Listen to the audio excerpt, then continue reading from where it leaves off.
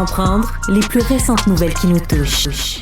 Eh bien, Audrey, je pense que le monde entier est encore sous le choc de ce drame terrible qui s'est joué sur cette plage bien connue, la plage Bundy, en Australie. Ouais. Vraiment une fusillade antisémite qui a causé plusieurs décès. On est rendu à 16 personnes qui sont décédées, dont l'un des deux tireurs. Les assaillants, c'est un père de 50 ans et son fils de 24 ans.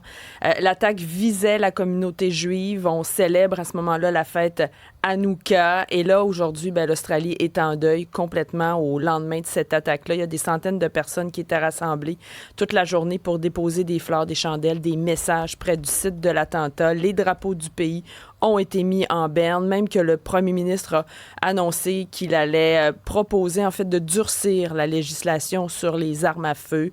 Il y a 42 personnes aussi qui sont toujours hospitalisées dans des états variés parce qu'il y a eu 16 morts, mais plusieurs blessés également.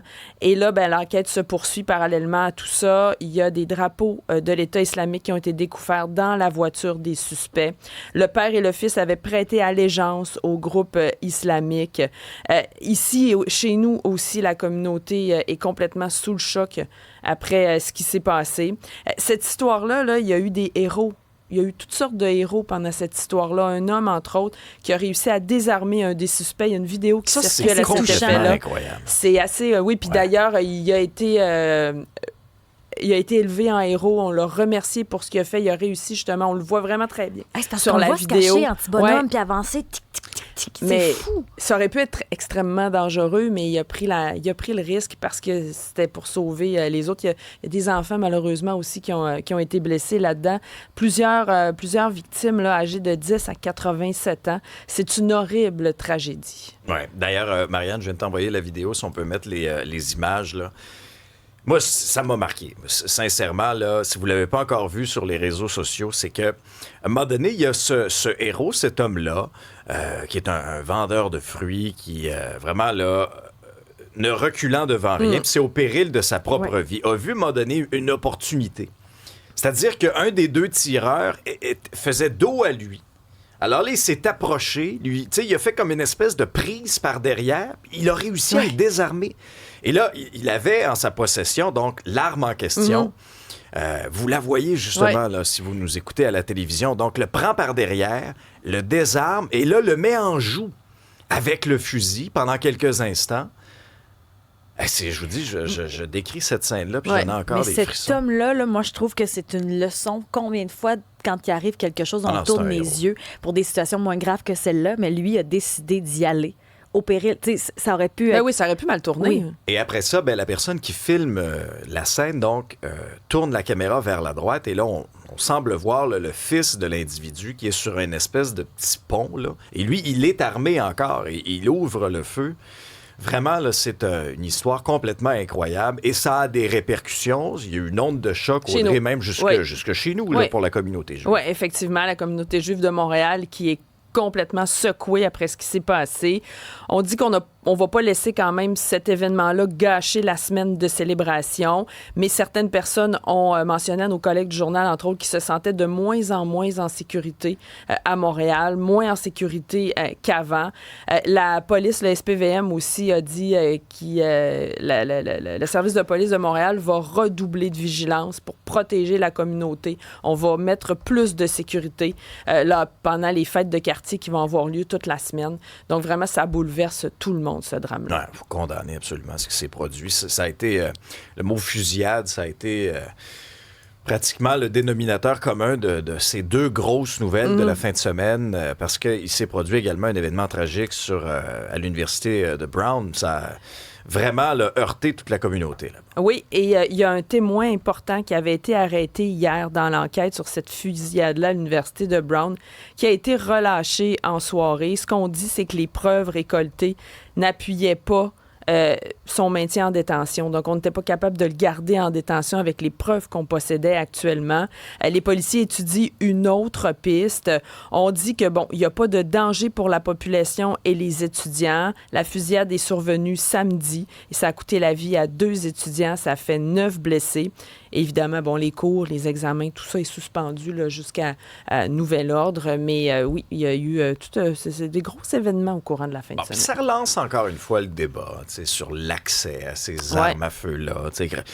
Prenons l'exemple de l'Australie. Le père en question, impliqué dans cette fusillade-là, avait 6 armes enregistrées à son nom? Je veux pas faire d'amalgame ou de lien douteux, mais pourquoi avoir en sa possession une espèce d'arme d'assaut comme ça? Puis quand on n'y rien comprendre. Quand on regarde aussi qu'à chaque année, il n'y a rien qui bouge. À chaque année, combien d'années tu fais de l'actualité, puis à chaque fois, il y a des situations comme ça, c'est toujours la même chose. Oui. Et ça, dans le cas de l'Australie, bon, c'est une chose. Dans le cas des États-Unis, on se souviendra qu'il y a plus d'armes à feu que d'Américains. Oui. Il y a une espèce d'obsession que je ne comprends pas. Puis eux, ils disent c'est pour se protéger. Quand tu les entends, des gens qui sont là-bas, qui sont habitués, ils disent oui, mais il faut que je me protège. Eux autres voient les autres comme des ennemis. Et des menaces. Mais si personne n'avait des armes. Mais exact. Oui, c'est ça. C'est une espèce de cercle vicieux là-dessus, ça, c'est clair. Bon, de retour chez nous, c'est toute la série noire entourant le froid. Là, on le sait, c'est mordant à l'extérieur depuis plusieurs jours. On dénote encore un décès. Oui, et ça s'est poursuivi au courant de la fin de semaine. Il y a un homme qui a été retrouvé sans vie devant chez lui, dans la neige. Ça, c'était samedi matin. C'est un homme de 58 ans. Il a été découvert enseveli devant le logement de son triplex, là, où il habitait à Repentigny. Puis là, il y a une pelle qui était retrouvé à côté de lui. Donc, on pense qu'il a subi un malaise en pelletant et que son décès remonterait à quelques jours auparavant. C'est un camionneur qui vivait dans le logement depuis environ 2 ans qui est décédé. Et il y a un autre homme qui a perdu la vie dans un campement de sans-abri. Ça, c'est arrivé à Montréal hier matin. Donc, au courant de la fin de semaine, 2 décès liés au froid. Lui, il a été retrouvé mort dans une tente sur le terrain du chemin de fer du Canadien Pacifique dans l'arrondissement Rosemont-Petite-Patrie. C'est le SPVM qui a découvert le corps partiellement brûlé lorsqu'ils ont dû intervenir là, pour un incendie dans la tente. On sait souvent, on essaie par tous les moyens de pouvoir se réchauffer. Ça crée des problèmes, c'est dangereux. Et là, c'est ce qui est arrivé. Donc, série noire pour les gens qui sont décédés dans le froid. Mais ça va relancer aussi l'espèce de débat entourant la sécurité des campements. Là, parce qu'à chaque année, on a un peu le même problème. Oui, c'est-à-dire que, est-ce qu'on démantèle les campements ou on les autorise, mais encore faut-il qu'ils soient moindrement sécuritaires. Là. On a senti quand même une espèce de volonté de faire les choses différemment de la part de la nouvelle mairesse, là, Soraya Martinez-Ferrada, qui avait fait d'ailleurs un point de presse alors qu'on annonçait, Isabelle, aussi des températures très, très froides, bien avant le début habituellement de ce déclenchement là, de ces opérations qui nécessitent le déploiement de ressources sur le terrain pour aider les itinérants. Entre autres, on avait dit, regarde, là, on ne se bordera pas avec le calendrier, on va devancer ça, on va avoir plus de place dans les refuges, mais malgré tout, il y a encore des situations problématiques sur le terrain. Elle qui va déposer son budget le 12 janvier, j'imagine qu'elle devra revoir justement l'investissement de la ville par rapport à ça. Parce qu'à un moment donné, il faut donner un grand coup. Là. Ça peut pas être ça à chaque année. Là. On sait, là, l'hiver revient à chaque année. C'est pas une surprise. Il n'y a pas personne qui va tomber en bas de sa chaise ce matin en entendant ça. Et là, après ça, tu t'aperçois que c'est une crise qui a traîné en longueur sous l'administration Plante. À la CAQ, on était donc désolé, on se souviendra là, de Lionel Carman, qui était responsable du dossier, se désolait des choses. Mais personnellement, tu regardes ça sur le terrain, tu n'avais pas beaucoup d'actions concrètes. Puis après ça, tu as des gens dans les organismes qui leur viennent en aide. Moi, je salue leur courage. Encore faut-il leur donner les moyens d'agir. Toi, tu es très impliqué aussi au niveau là, du terrain. Tu es allé plusieurs fois accompagner des intervenants sur le terrain. Il manque d'argent, il manque de support. Puis là, avec, on sait la dette du Québec, ça va pas bien. Donc, on sent qu'il y a des coupes un peu partout. Donc, c'est vrai que les gens qui s'occupent, les organismes, font des miracles avec pas grand-chose. Mais c'est vrai que c'est comme si politiquement, c'est pas payant de s'intéresser à ça. Je sais pas, là, je dis peut-être que je parle à travers mon chapeau, mais moi, sur le terrain, je vois qu'il y a vraiment des besoins criants. Puis, il y a beaucoup de mesures temporaires. C'est bien, là, les refuges pour leur permettre, mais ça reste des mesures temporaires. Donc, ce qu'il faut, c'est des mesures permanentes pour sortir ces gens-là de la rue. Restons dans le froid, parce que la semaine passée, je me souviens, quand je parlais de cette nouvelle-là, cette dame de 88 ans qui a été retrouvée gelée à l'extérieur d'une résidence pour personnes aînées. On était à Laval. On en sait un peu plus là, entourant les circonstances. Bien, là, c'est ça. Ce qu'on disait, il y a eu 3 aînés durant la semaine, en plus de les deux dont je viens de vous parler, qui sont malheureusement décédés à cause du froid, et notamment une dame de 88 ans qui a été retrouvée à l'extérieur de la résidence pour aînés Villagia à Laval. Mais on dit que ça n'entraînera pas de nouvelles mesures de sécurité. C'est la ministre responsable des aînés, Sonia Bélanger, qui a parlé de ça. Parce que, on dit que les mesures était suffisante. On s'est posé la question parce que cette dame-là est en perte d'autonomie. On s'est demandé pourquoi elle était sortie à l'extérieur. On dit que oui, le décès est déplorable, mais que c'est pas attribuable à un manque d'encadrement du gouvernement envers les résidences privées pour aînés. Il y a des mesures qui doivent être mises en place. Il y a des règlements qui ont été faits que le gouvernement a fait au maximum de leur pouvoir pour ramener ces réglementations-là dans les RPA pour protéger les personnes. Ça, c'est ce qui a été déclaré par la ministre responsable. Mais on dit que les mesures existantes avec les règlements existants qui sont mis en place sont suffisantes. Donc, bon, est-ce que ça donne... Il y aura d'autres suites à ça, mais c'est incompréhensible ce qui s'est passé, évidemment. Et il y en a eu plusieurs. C'est ça qui est étonnant. Ouais, puis quand on regarde aussi, je voyais sur le site de Radio-Canada ce matin que, en 2022, il y a eu un règlement, là, qui donnait une espèce d'échéancier au RPA en disant vous avez jusqu'à juillet 2025, donc juillet de cet été, pour installer les fameux systèmes de sécurité pour ce qu'on appelle des systèmes anti-fugue, là, pour empêcher, par exemple, une personne aînée qui présente, par exemple, des symptômes d'errance, quoi que ce soit, de quitter. Là, ce qu'on apprend de la Société d'État ce matin, c'est qu'il y a à peu près de la moitié des RPA qui hébergent des personnes qui sont à risque d'errance, qui n'ont pas encore installé ces fameux dispositifs-là. Il y en aurait à peu près 576.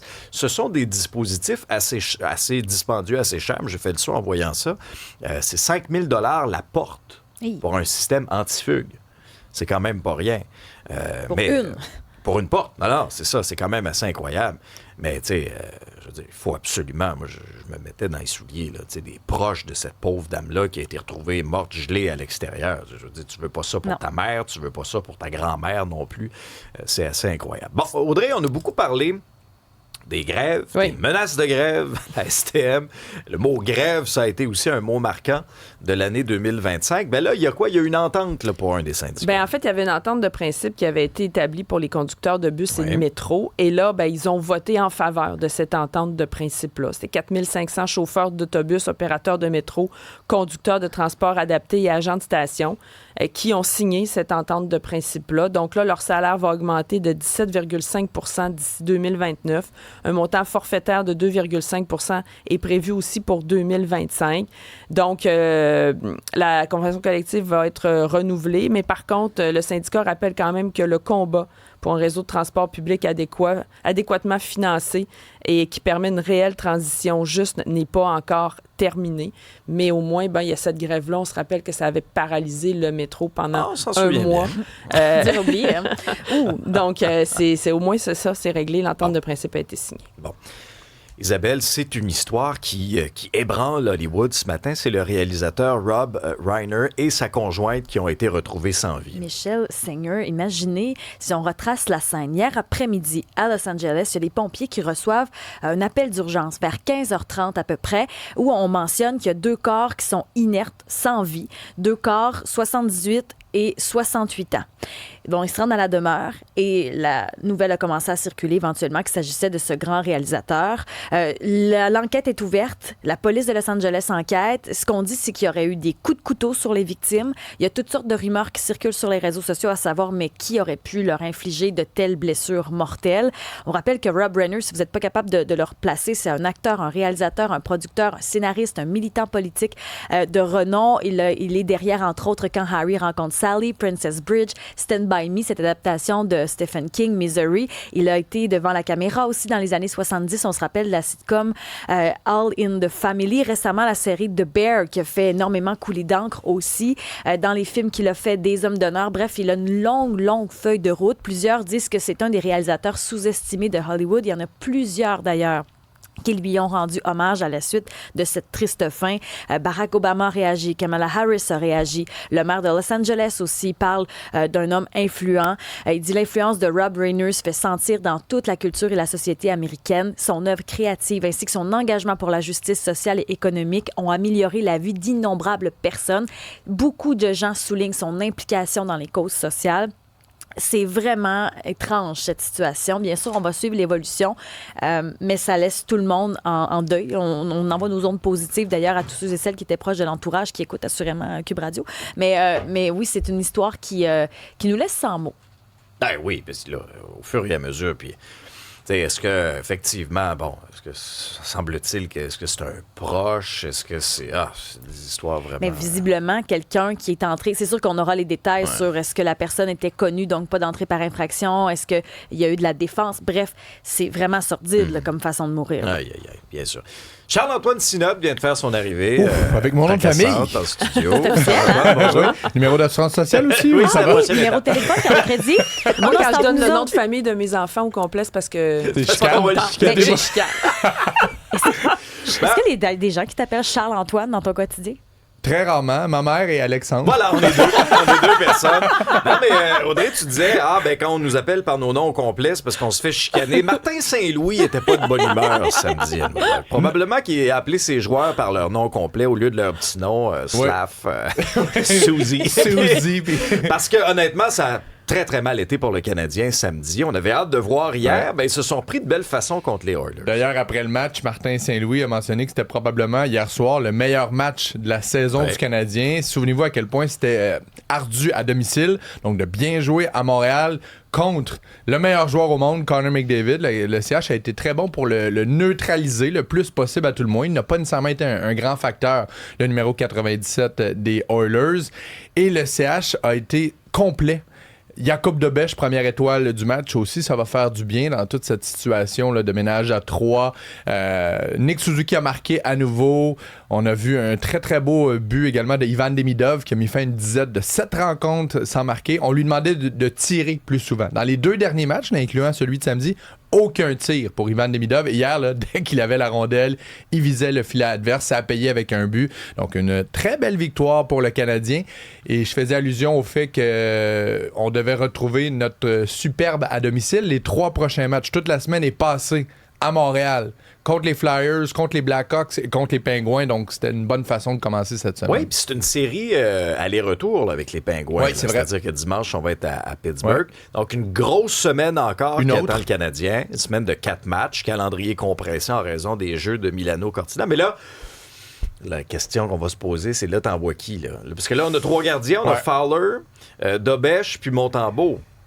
Tu veux pas en perdre aucun. Tu comprends? Tu veux que tout le monde reste éveillé. Les 3 vont jouer cette semaine? Ben, peut-être jusqu'à Noël. Il y aura une petite pause pendant le temps des fêtes. Peut-être qu'on gère le tout. Il y a tellement de joueurs blessés parce que si tu as 3 gardiens, il faut qu'il y ait une autre position qui est cop. Donc pourquoi pas mélanger le tout? Est-ce que ça s'appelle patiner sur un fil? Je suis pas sûr que ça se dit, cette expression-là. Parce que si tu patines sur un fil, il y a des bonnes chances que tu le coupes. Ben, c'est ça que je trouve là, quand je vous écoute parler des gardiens. Hey, Monsieur Dubé, passez une belle journée. Merci, M.